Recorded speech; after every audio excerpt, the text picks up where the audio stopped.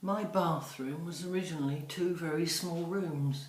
When the dividing wall was removed, it became quite long and thin, so I really thought I needed a feature wall.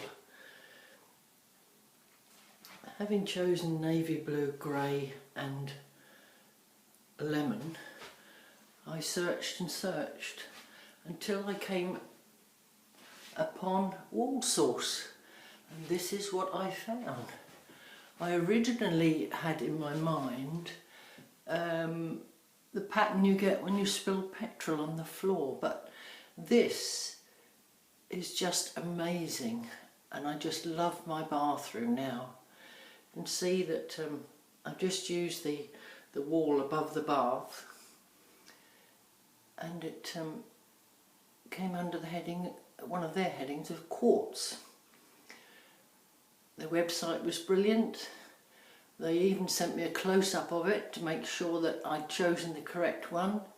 The postage was great, came in a very secure, strong cardboard roll, and it was very easy to put on the wall. I followed their instructions to the letter. I love their website, and I'm now searching for another room to do.